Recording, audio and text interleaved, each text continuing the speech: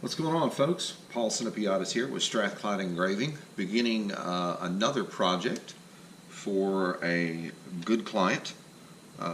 This is going to be done on a brass copper mokume 26650 battery tube for a vaping device, and we are going to be putting a stencil on this morning in order to be able to see what I'm engraving, see the lines, know that I can stay in the lines, that kind of stuff.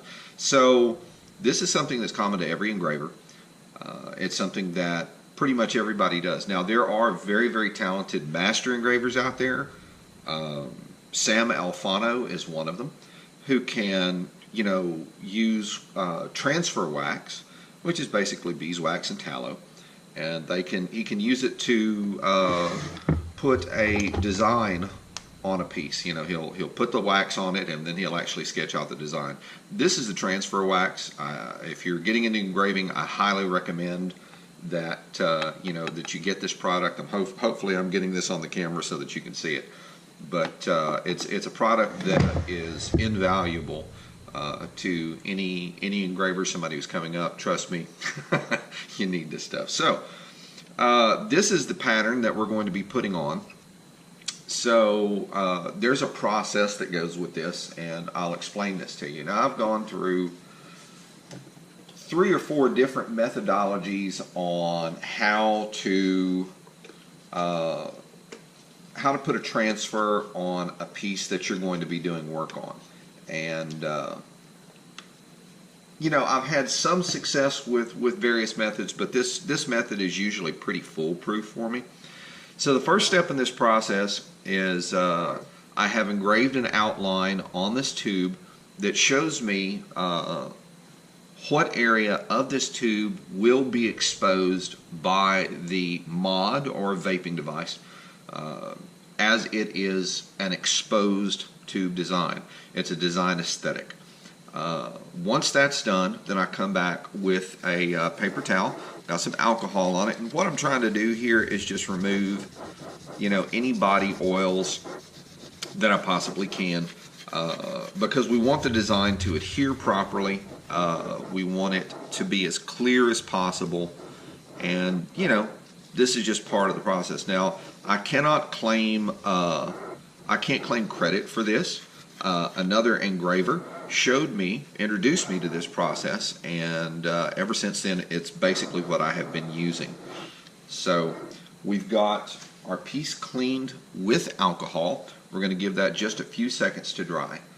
The next item that you're going to need is Damar varnish. Now, I use it full strength. There are those who will actually dilute it with a little bit of roncinol, which is lighter fluid. That's another thing that any engraver is actually going to keep on their bench, because it is a great solvent. So, I mean, this is what we're talking about here. It's an amazing solvent. You can use it to clean pieces, but in the case with Damar varnish, what they're doing is mixing it kind of 50-50, and it allows it to dry a little bit quicker. Now, I'm not looking for a completely dry surface here with this Damar varnish. What I'm looking for is I'm looking for the surface to get tacky. Now, I have worked on the design within an art program on my MacBook Pro, and have printed the design, which I showed you, this piece here. I have printed it on kitchen parchment paper. Now, the cool thing about kitchen parchment paper is there's not a damn thing that'll stick to it. Maybe glue. I don't even know if glue will, but I know that using a LaserJet printer, you can print on it, but when it comes to a tacky surface, you can place this on the top, and lo and behold,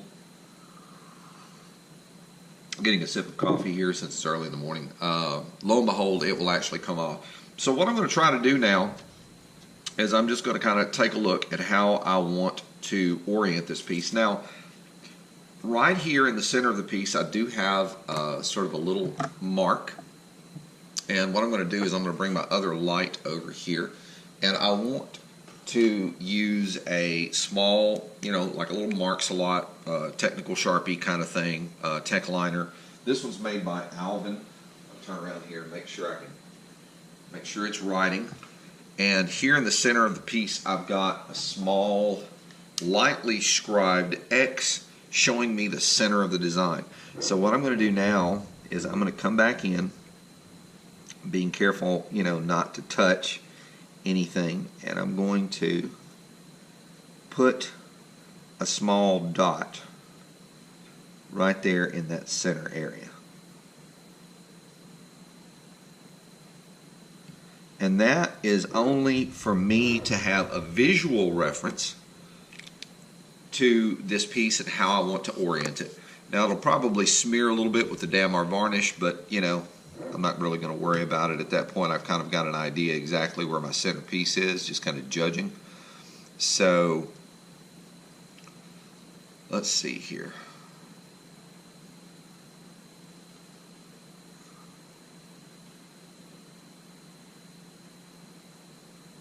I want to try to orient this piece. There we go. Perfection. All right.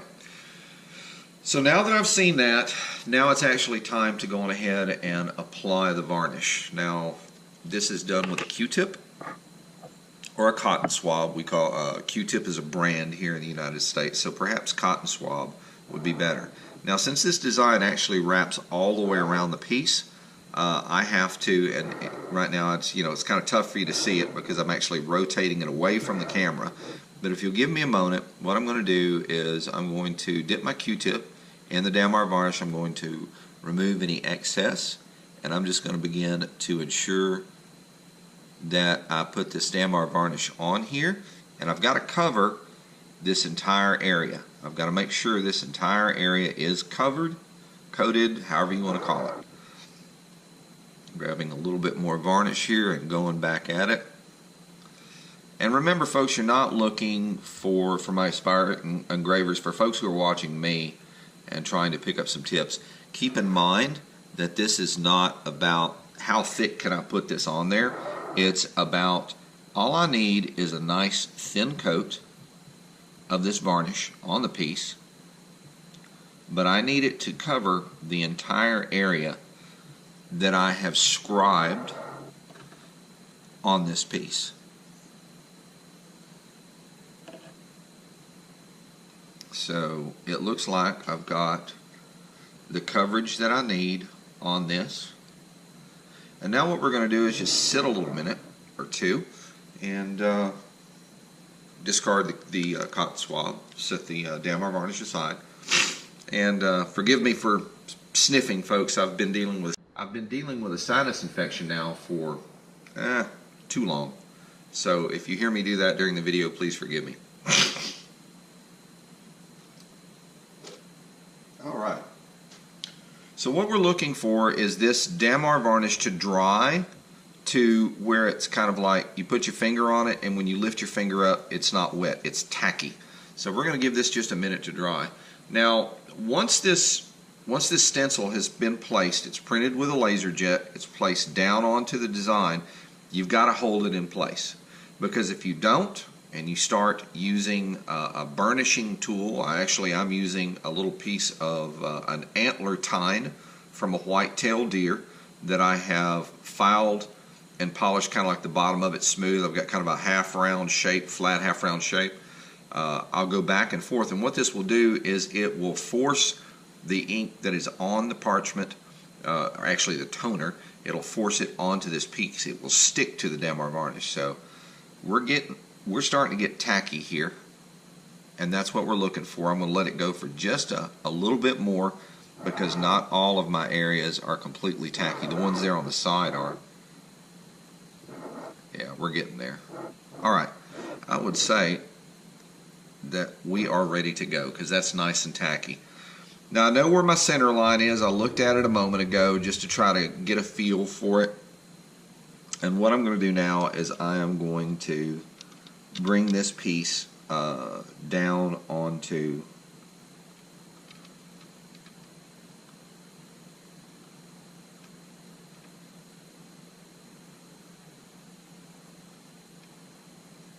my work surface. And once I have it centered, I'm going to very slowly press it down. Now, here's where you've got to hold the piece, and you've got to hold it steady. So now I'm going to begin to, I'm going to take my little burnishing tool, and you don't have to use this. I mean, you can use the back of a pen. You can use, there's a number of different things that you can use. But as you do this, if you watch, you will notice that the ink or the toner on the piece actually goes from kind of like a really dark looking color to kind of, it lightens up in color. And that's a good sign that you are achieving the goal that you want to achieve, which is to get that toner to unadhere from the parchment paper and adhere to the piece that you're working on. So now you can see I'm having to roll it sideways here a little bit.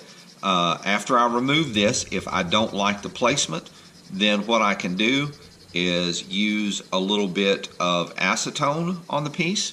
That will cut the Damar varnish very, very quickly, and it will allow me to wipe this design away. I can print another one up and then place it again, if I'm not comfortable with how the piece is actually looking. But this portion of it where you're burnishing the design down is very, very important. You need to, make sure that you've done your best to get all of these areas. And I mean, just by looking at the surface of it, if you'll notice, see how dark this line is right here along the side? Let me see if I can straighten this up. See how dark this line is here? If I go over it for a moment with a burnishing tool, if you notice, it actually kind of changes color a little bit. And that is because the toner is actually leaving the surface of the parchment paper and adhering to that varnish. And of course, this takes a little bit of time to, it's trial and error. It takes some time to perfect. But once you do, once you become comfortable with this method, the nice thing about it is that your transfers from a stencil will always be just solid. You won't have to worry about, that line is faded there, or if I'm using the transfer wax and actually kind of doing a rough sketch on the piece with my own, with a pencil, a real hard lead pencil, not a soft, not a 2B. But it's going to let you know, I mean, that you don't have to worry about smudging it, in other words. So this is a positive thing. Now, after I've finished doing my little burnishing thing here, there's one area right there that just kind of, there we go. I'm not too happy with, but we got that taken care of. And I'm going to go back over and I'm going to look at the design 2 or 3 times. I want to make sure that as I have burnished the design in place, that it's actually going to, all of my lines are going to be there for me. Because there's nothing more frustrating than taking the time and effort that it takes to transfer a stencil to your workpiece only to find out that you didn't take the proper amount of time to ensure that the transfer worked well. There are other methods to do this, but I have found that this one actually works the best for me. Okay, there's a spot there, there's a spot right here that didn't adhere properly, and it looks like it's actually outside of the design. But let's go on ahead and very, very slowly pull our design sheet back. Okay. Now there's some areas along the side that did not adhere. In fact, you can look at that and you can see those, but those fall outside of the design area. but the piece is actually perfectly centered. I'm very, very happy with that. So from here, what do? The fact that this is actually toner setting on top of Damar varnish. The Damar varnish is sitting on top of a thin, it's a thin layer sitting on top of this beautiful Mokume battery tube. The one thing that we've got to do before we start engraving is actually fix that piece so that it's not going to rub off. And you can use pretty much any art store supplied fixative to actually do this. So give me a second.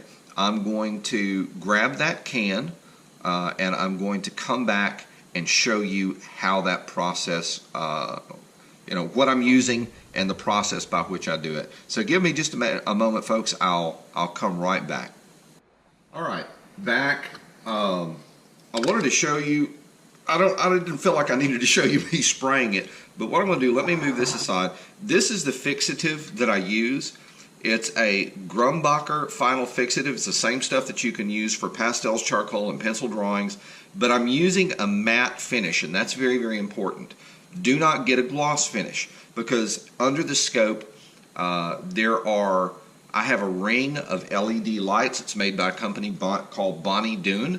I highly recommend the LED lights over the fluorescent lights that you can actually buy and put on the bottom of the scope to illuminate your workpiece, simply because of the fact that it uses a lot less electricity.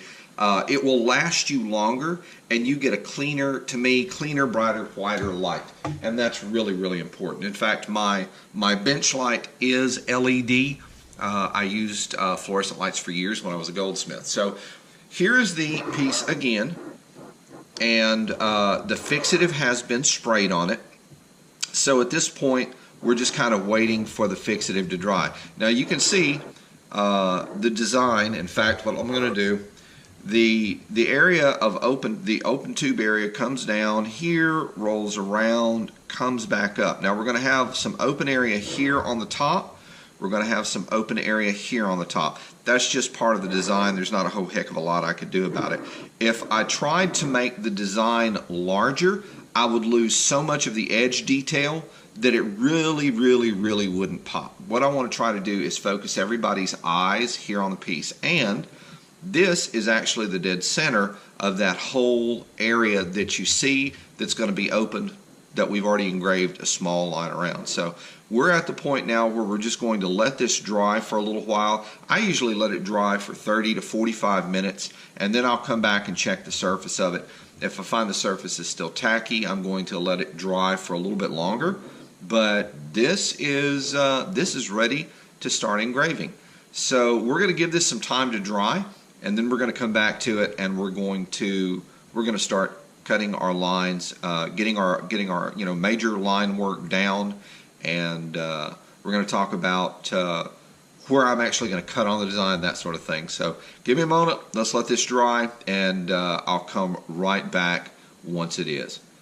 So we're back, and the fixative that I placed on top of the piece is now dry. I can run my finger across the top of it, and I get actually none of the toner off. If you can rub your finger across the top and the finger comes off clean, you know your fixative is set, you're ready to start. So that's what we're doing.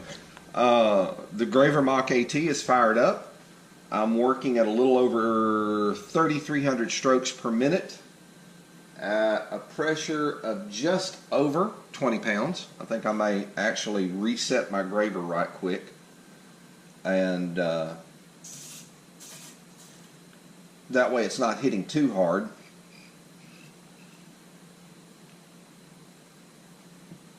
And that puts me right at about 19 pounds, so 20 pounds was good. Give it just a little bit of a twist. And I'm going to bring my strokes per minute back up. Alright, so when I work on a design, once I've got the stencil on, and this comes from having spent time in a tattoo shop for years. No, I did not do tattoos. I made needles for an award-winning artist. I made all of his needles. But I did a lot of watching, and the one thing that a tattoo artist will tend to do is work from one side of the piece to the other, depending on which hand they use when they, which hand they're using the machine in. So if they're right-handed, they're going to go from the right side of the piece to the left. If they're left-handed, they're going to go from the left-hand piece to the right. The whole idea behind that is not to smear or lose any of the design. So we've got our design set up. Now, how do I go about selecting where I'm actually going to start cutting? Well, I know that I want there, like in these design areas here, okay? I want there to be some room between these design elements. So instead of going to the outside of the line, I'm actually going to cut to the inside of the line. And that will create separation between those two design elements. So that's what we're starting this morning. We're actually starting on lining. So I'm going to go ahead and zoom up a little bit on the piece and get it positioned, get my scope positioned, and we can start cutting. All right, scope's positioned, and we'll start cutting. Now I'm going to come in from the area right here along the edge that I created, the outline. And that's where I'm going to start cutting.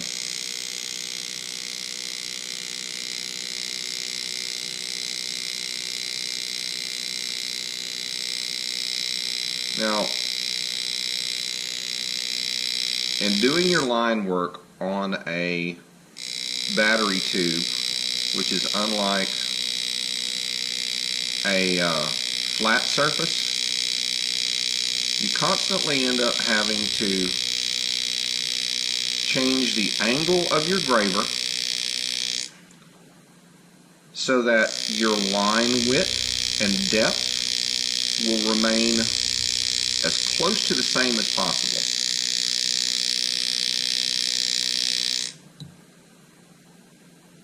Now, a lot of the area on the outside of this line is actually going to be cut away.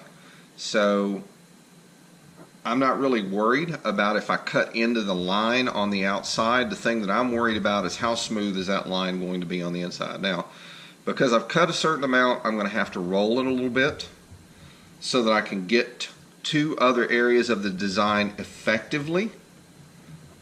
And this is something that you're going to see repeated throughout the process. So just kind of stick with me here, and we'll go through this piece. Now, you'll probably hear me go silent and not talk a whole lot, and that is simply because of the fact that I'm just kind of doing my best to concentrate on my line work and ensure that my line work is good, and that I try to build as much quality into that line work as possible. So we're going to keep cutting here and keep moving.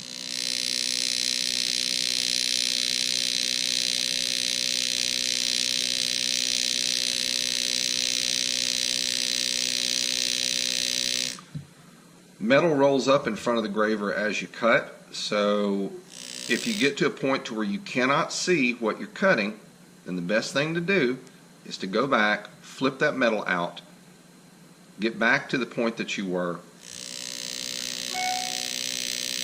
and continue cutting again.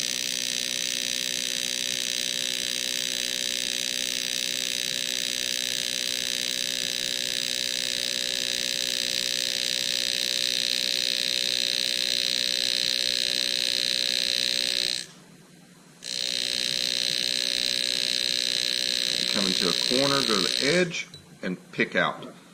So now I'm going to roll the piece back over because I want to finish working on that one specific design element. I've got one line fully cut. So now we're going to come back in, tighten the vise down, make sure the fixture's tight, and we're going to start cutting again. Now I've got a corner here, a small point that's going to come like out from under. So what I'm going to do is I'm going to get to the tip of that point, set my graver,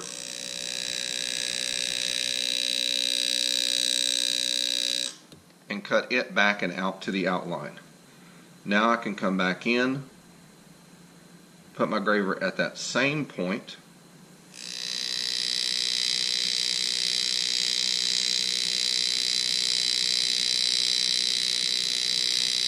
and begin to move.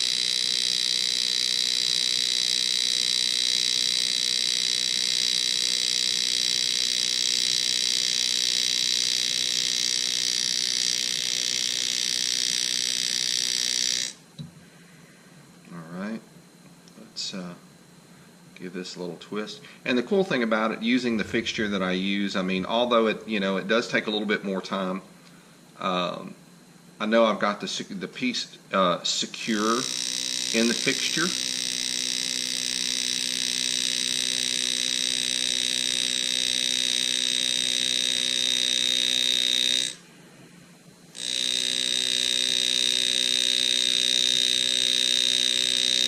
And you don't want, naturally, you don't want that piece like dancing around. You don't want it moving.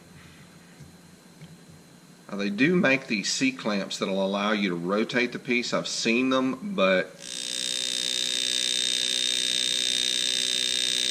I'm not too trusting of them.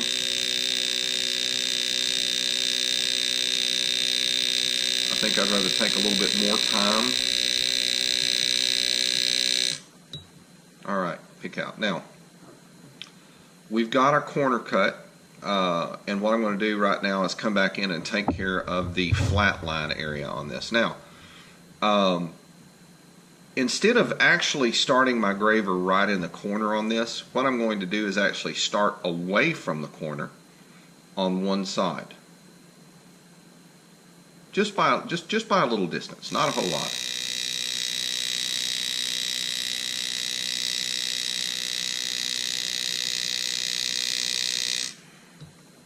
Pick out nice clean corner, rotate the piece around. I'm going to have to reposition my scope to be able to finish this up, but there from where I started, I can actually come in, get in that line,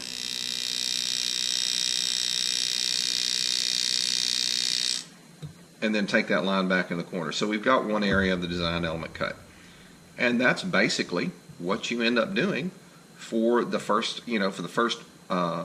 extended portion of the engraving process is your line work. So we're going to continue with the line work. I've got a corner here, set my graver, and start cutting again.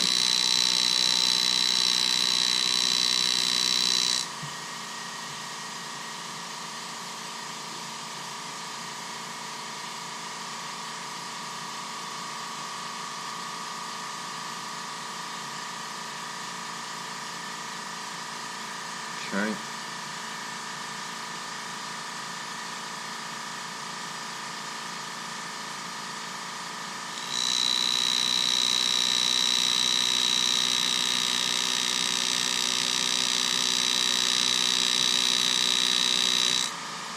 I'm going to take this line all the way across.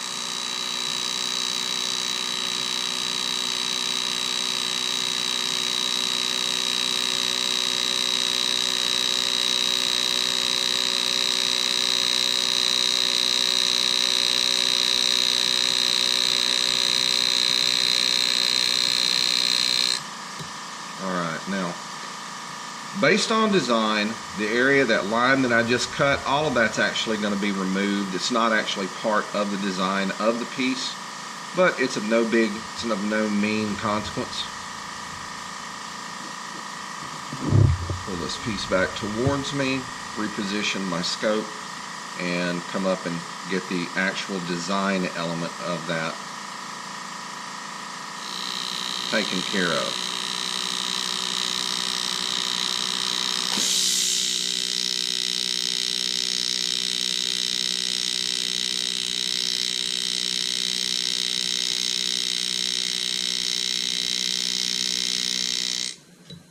Done.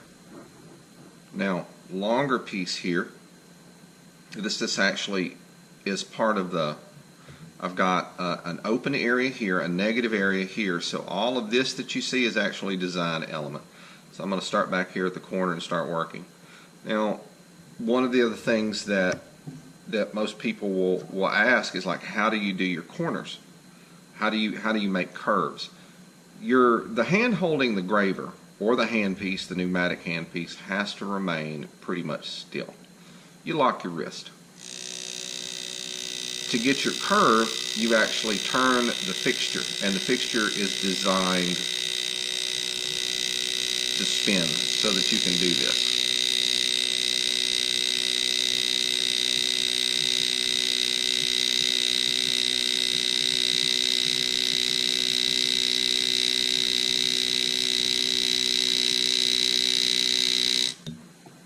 Alright, let's kind of get into an area where I needed to actually roll the tube a little.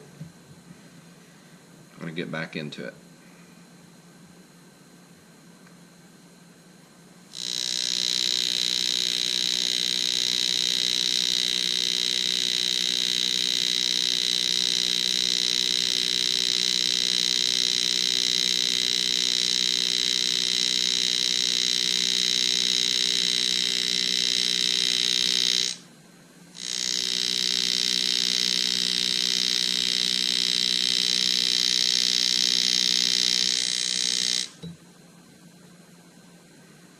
Alright, that takes care of that line.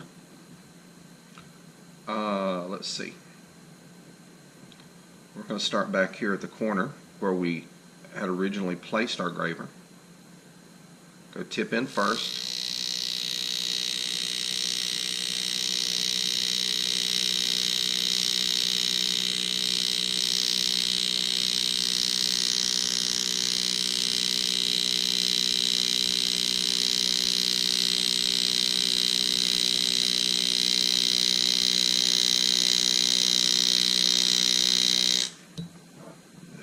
Perfect, okay. Now, because I want to make that line a little straighter, I'm actually going to come out here into the negative area. Yeah, maybe not. Let's see. I'll come back here. I'm going to come back in from the edge of this piece.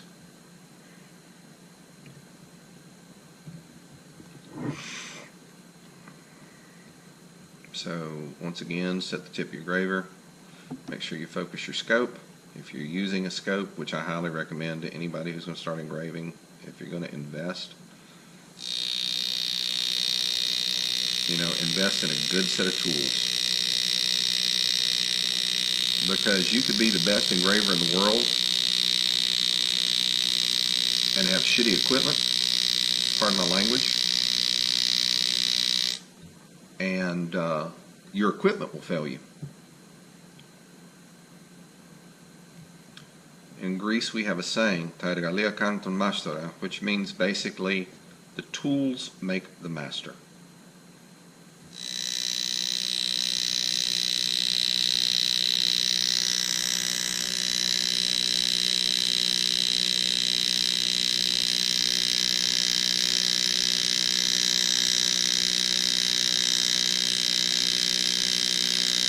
So making sure that, okay, I can't see that corner. Let me flip that little piece of metal out. Get back in my line. Come to the corner and flip out. Now, I'm going to do the same thing that I did up here. I'm going to grab a little focus here. I'm going to start away from the corner. Set my tip.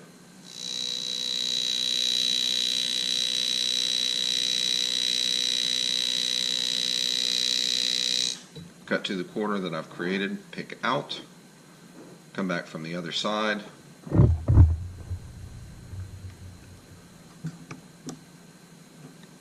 and get after it again.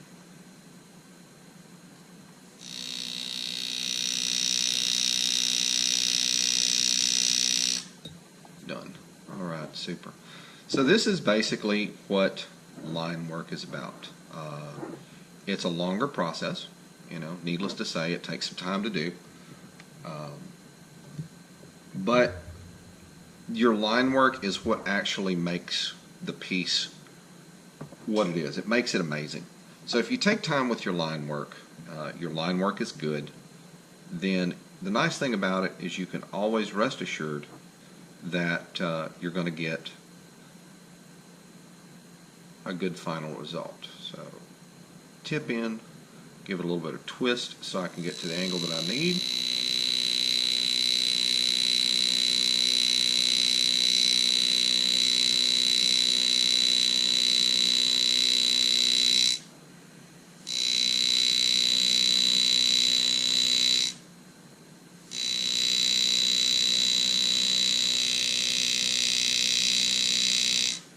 pick out.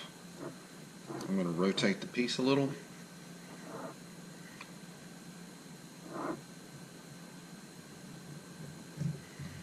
And then we're going to jump back into that line. Alright. The clicking, clanking that you hear is the foot pedal for my handpiece.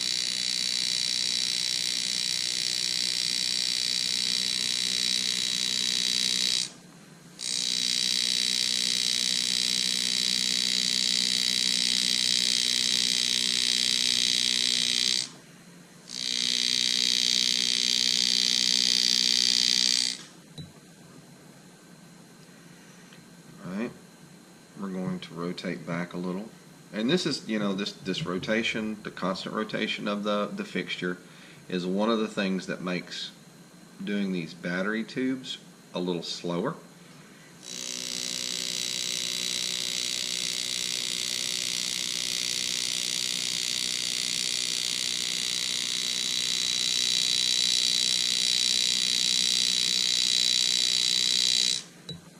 Pick out, coming back and rotate, and then get back on my line.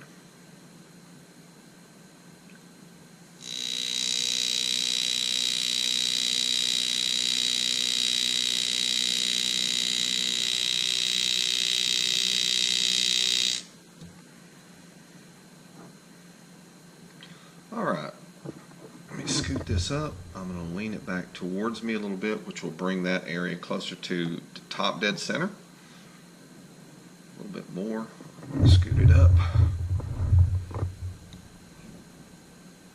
A flat surface is ultimately much more easy to engrave than a curved surface. The curved surface,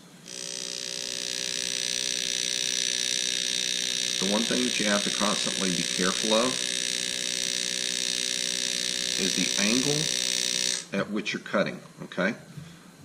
And the reason for that is really straightforward and simple. I have to rotate this a little bit more to be able to get what I want to get on this. Where is that? Right here. Okay, I'm going to have to move the scope or move the piece a little bit. There we go. Come back in and take care of that right quick. Even that line up.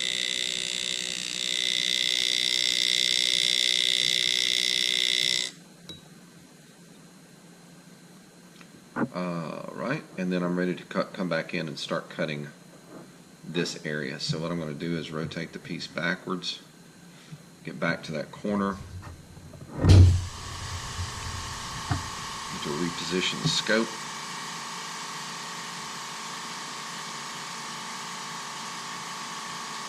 There we go. And since these are pneumatic tools, or this is a pneumatic engraver, a pneumatically assisted engraving system, needless to say, you've got to have an air compressor. It doesn't have to be huge.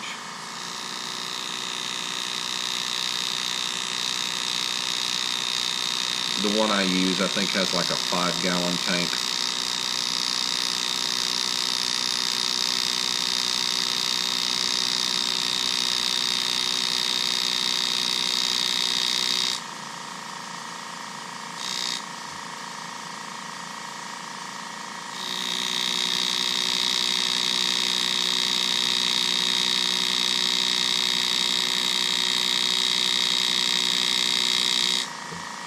Alright, put that out, give it a twist, and let's start rolling.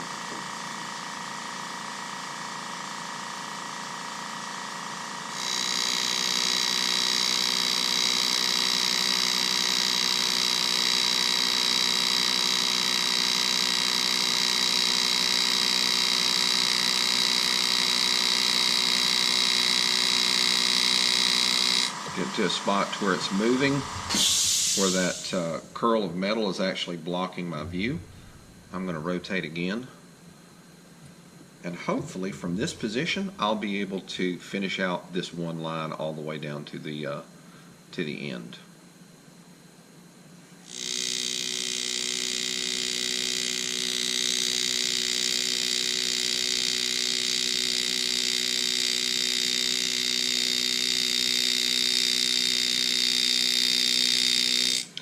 I'm sure there are master engravers out there who could probably rip through this line and not think twice about it. But I'll have to tell you, being self-taught, I am not a master engraver. I don't feel I have the right to call myself a master engraver with just maybe 3 or 4 years of engraving under my belt. I did some basic engraving in my jewelry days when I created jewelry. I did custom pieces back then as well. But the engraving that I did then was of a different sort. Most of it was for like stone setting, bright cuts, etc. Now, I did do like some basic, really basic Celtic knotwork, some really basic scroll work, that sort of thing. But for me to tell you that, you know, it was anything like I'm doing right now, no. This has been a very interesting adventure for me.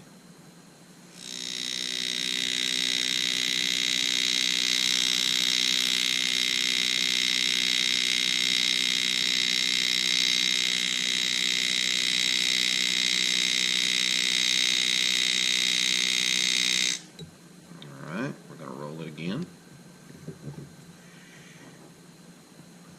And from this position, I should be able to get a good ways across the line.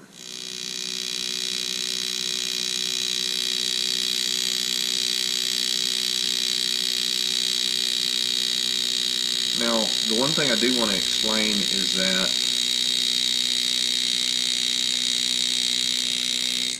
the pneumatic engraving systems that are made incorporate, as far as I'm concerned, they incorporate the best of two worlds. They incorporate hand push techniques as well as almost like a hammer and chisel technique without using a hammer.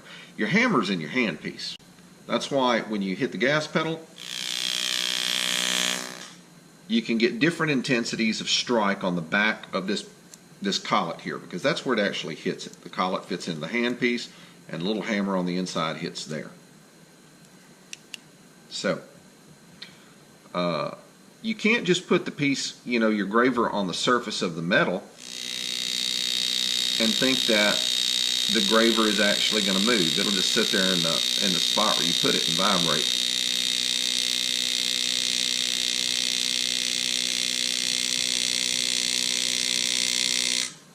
Perfect.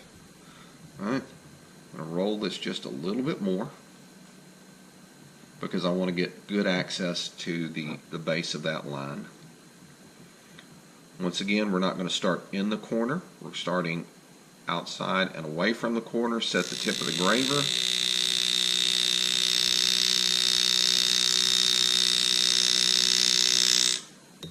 Reach the corner, stop and pick out.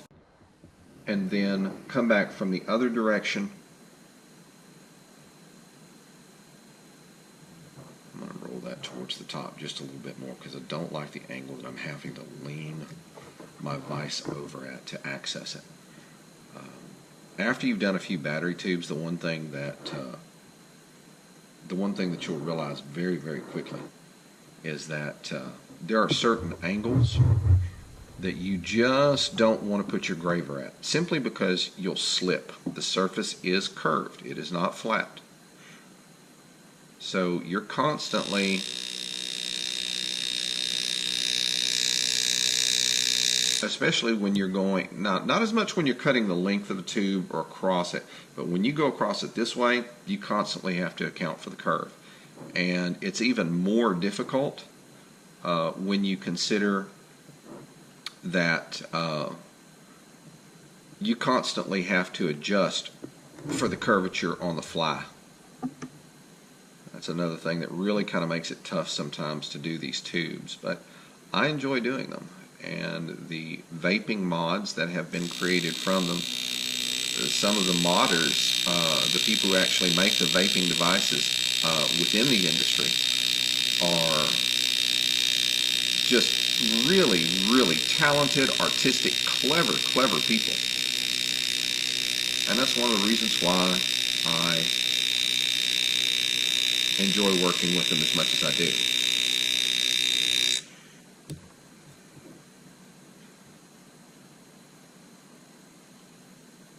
When you have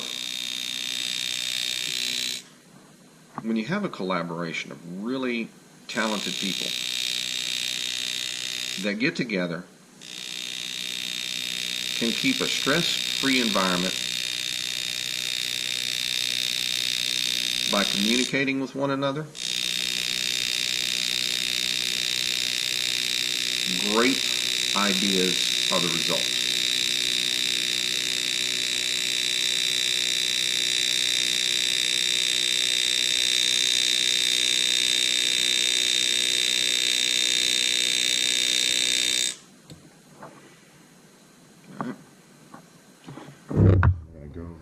Take care of that line from the top side. Roll this around, get it facing up, get it tight in the fixture, position my graver's vise, and refocus.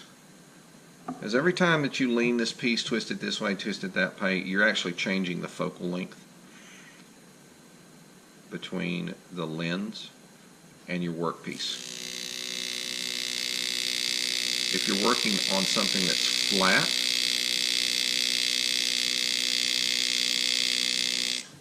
that issue tends to go away, especially if you can keep the piece centered on your graver's vise. So we're going to roll this around, come back from the other direction. I'm going to have to reposition my scope to see that corner and get it effectively, which is no problem. And we'll move in. I don't like the way that cut.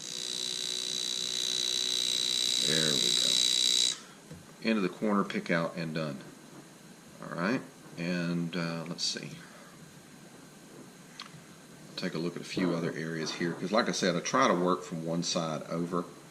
So I'm going to come back and start beginning to, cut some of these other lines that need to be cut as part of the lining process. Now, if you'll notice, I'm going to be cutting a line here. This line is not centered on the ball vise. That's right. It's actually, off center from the ball, and you can see from my two fingers. So it makes it a little bit more difficult to get a good curve. So what you do is you loosen up your graver's vise, tilt it over to where you can see it, and then actually try to get the piece, the area that you're going to be working with, centered on your vise. Give it a tighten. That way, as you turn, your curves are going to be more even. So on we go with this. Let me reposition my camera. I'm actually going to roll this back a little bit because of the area that I'm going to be working in. Alright. This line starts right here at the very edge on the border. I get a little bit of a focus so I can see what I'm doing. And I notice that right there, that line is just a little thin. Now granted, this is not a line that anybody's going to see. This will actually be covered up by the mod. But what I'm trying to do is get a definitive point where I can set my graver point and start cutting from that very edge.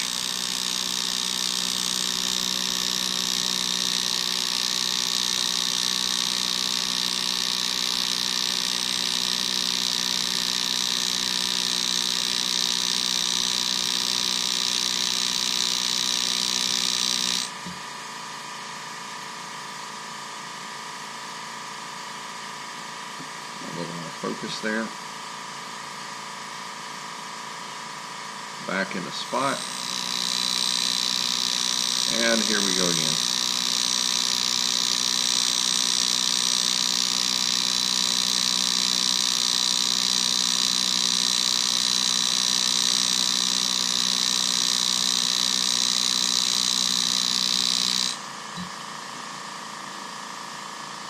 I didn't get all the way down that line, but I'm not worried about it. I'm going to come back here to the corner of the line, set my graver.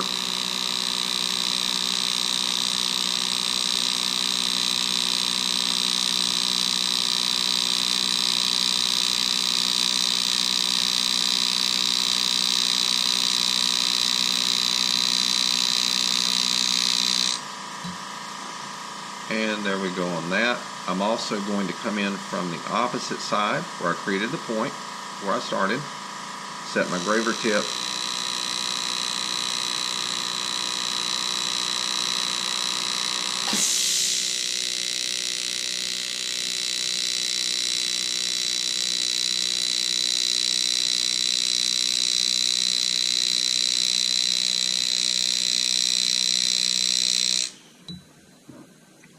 and one more time down here at the base. I'm actually going to scoot this up just a little bit and refocus my camera.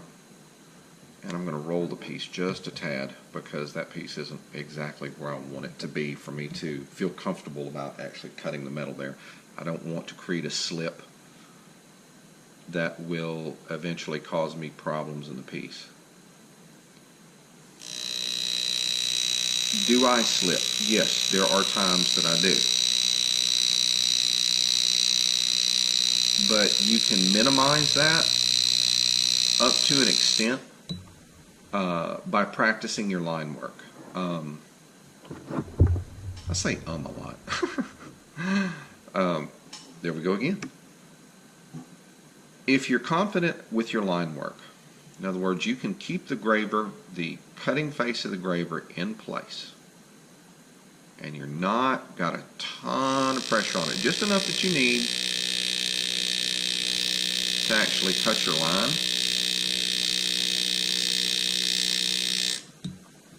You will minimize slipping on a piece in a huge, huge way, and that's exactly what you want to do. All right, let's see. I'm going to scoot that back. I've rolled that forward, and now I'm going to grab another focus. Again, focal length has changed. And we're going to come back in from the center of this line where we were cutting, back towards the corner, and pick out. Done. All right, let's go on ahead and finish up this line.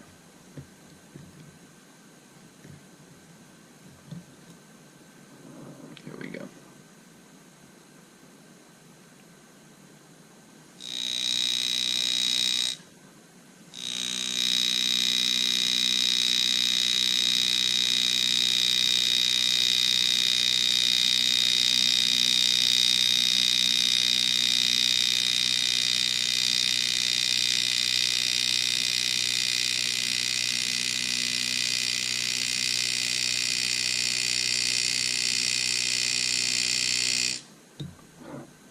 Out, get back here where I ended.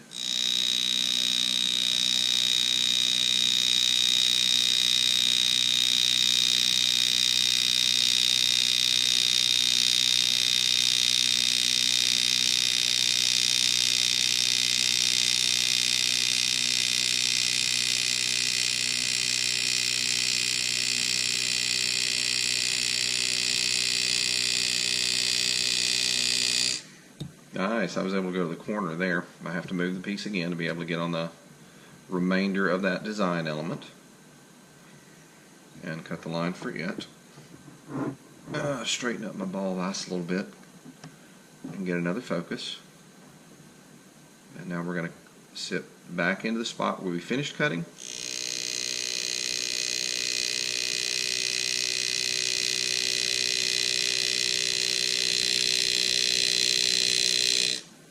And continue to move in and cut. Then we're going to do the end of that design piece. Now, if you notice, see how this is bumped up? That's going to actually, it's a bother for me. My thumb is hitting that. So what I'm going to do now is loosen the piece and get these two brass end caps repositioned flat. Paul, why do you use those? I'm working on soft metal.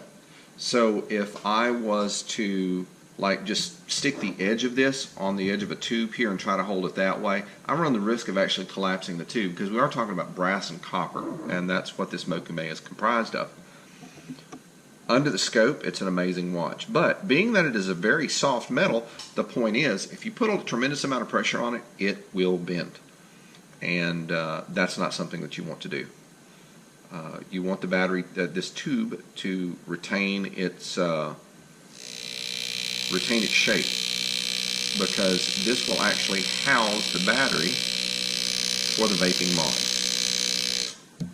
Pick out. We're going to come back around to the other side of that. Scoot my ball of ice back just a little bit. Get repositioned and grab a quick focus.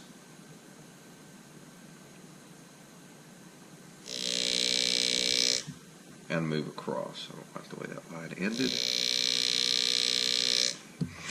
There we go.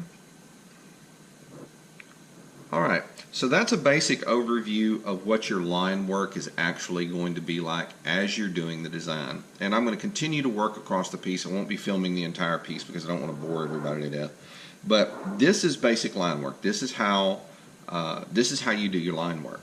I'm going to cut one more line here on the piece. I'm just kind of looking to see where I want to cut it. I see a spot where I want to cut. I'm going to position my tube, and we'll go on ahead and continue cutting here in a moment. So guys, I appreciate you dropping by. Thank you very much for watching this video. Remember, if you like what you see, please subscribe to my channel. Drop me a couple of likes on the videos. I love having you guys come by and sharing a few moments of your day with me, or in the evening if you prefer to watch one of my longer videos. I'd love to have you guys do that as well. But thank you so much for coming by and spending time with me here at Strathclyde Engraving. This is Paul Sinopiatis thanking you once again. Remember, subscribe and like. Thank you so much. You guys have a great day.